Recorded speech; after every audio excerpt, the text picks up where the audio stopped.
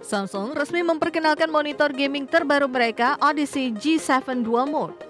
Produk ini memiliki keunikan dengan fitur mode ganda yang memungkinkan pengguna mengubah rasio layar hanya dengan satu tombol. Odyssey G7 Dual Mode menghadirkan pilihan layar 4K Ultra HD untuk kebutuhan produktivitas dan mode 1080p dengan refresh rate tinggi untuk bermain game.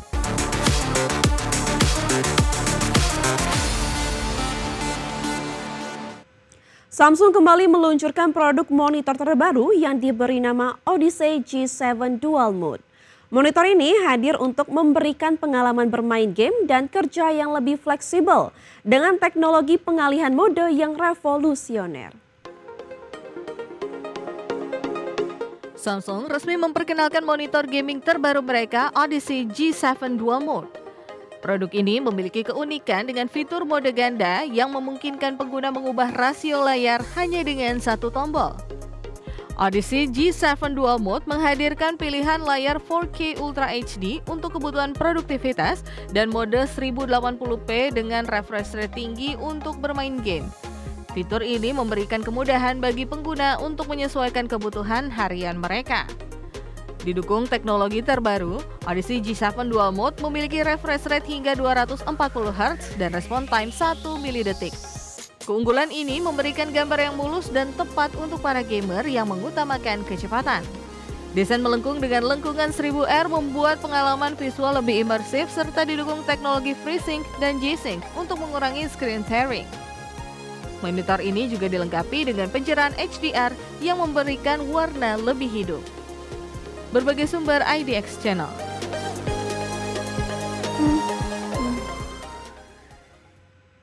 Untuk para penggemar balap dan aksi sinematis akan segera dimanjakan dengan kehadiran game Fast and Furious Arcade Edition untuk konsol rumah. Game ini akan dirilis secara global pada 24 Oktober 2025. Penerbit Gamemile Entertainment dan pengembang Cradle Games mengumumkan peluncuran Fast and Furious Arcade Edition untuk PlayStation 5, Xbox Series, dan Nintendo Switch pada 24 Oktober 2025. Game ini merupakan versi konsol dari Fast and Furious Arcade yang sebelumnya hanya tersedia di mesin arcade. Game ini menawarkan balapan berkecepatan tinggi dan aksi gaspol langsung dari arcade ke rumah. Pemain dapat mengendarai mobil legenda seperti Dodge Charger, Corvette Z06, Shelby GT 500KR, Ford GT, Bronco DR hingga Jeep Wrangler. Mobil-mobil tersebut dapat dikustomisasi sesuai keinginan. Mode permainan meliputi balap solo atau multiplayer layar terpisah.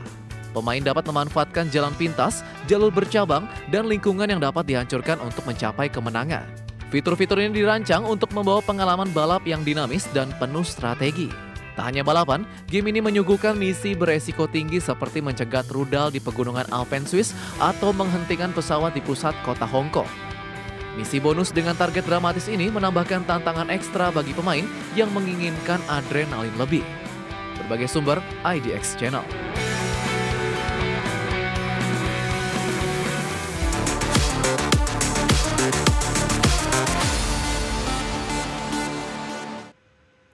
Pemirsa, BYD resmi memasuki bisnis tablet dengan meluncurkan perangkat buatan sendiri untuk pertama kalinya. Tablet ini akan terintegrasi dalam SUV hybrid terbaru mereka, Fangcheng Baotai 7. BYD mengumumkan perangkat tablet pertama yang dikembangkan secara mandiri dan telah disesuaikan untuk menjadi bagian dari sistem info hiburan dalam GS7 Hybrid SUV dari submerek Fangcheng Bao.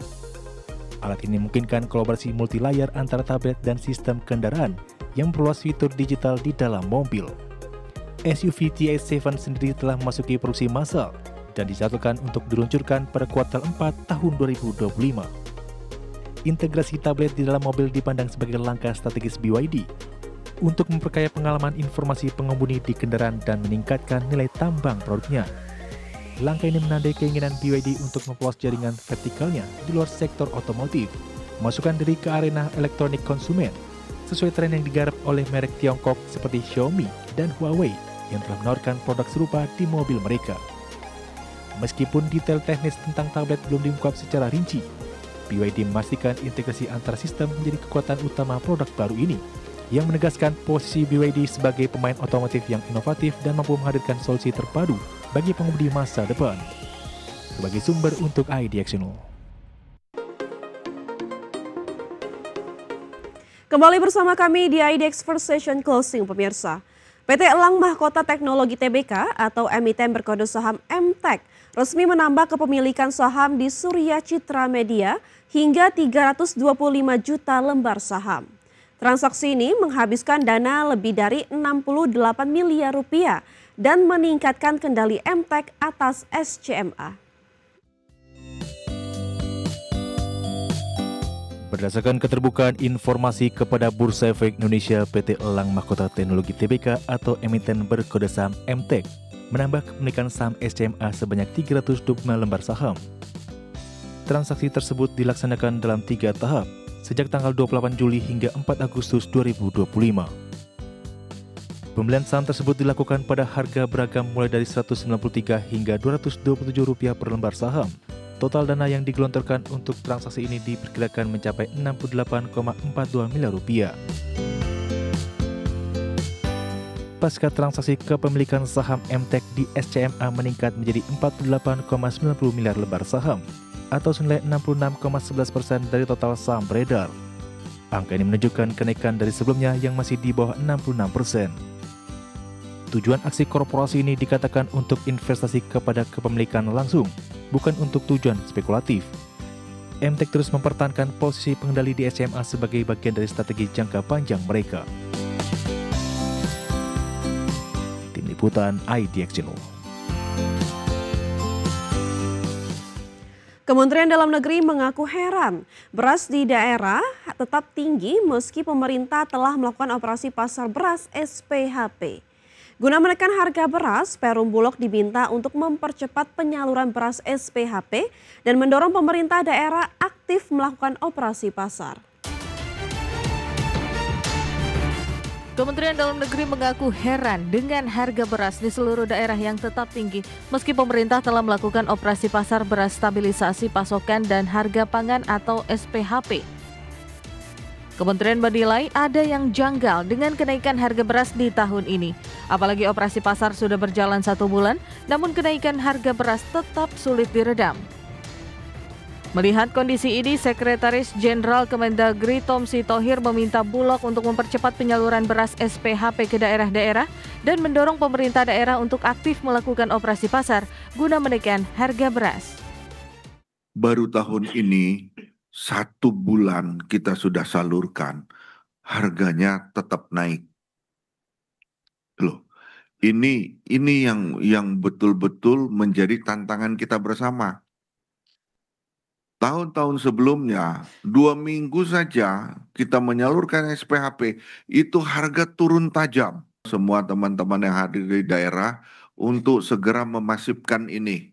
Bantu untuk memasifkan penjualan beras SPHP ini supaya harganya bisa segera turun. Berdasarkan data BPS, harga beras mengalami kenaikan di seluruh wilayah di Indonesia. Rata-rata harga beras medium dan premium pada zona 1 hingga zona 3 naik melebihi harga eceran tertinggi yang telah ditetapkan. Jakarta, Tim Liputan IDX Channel.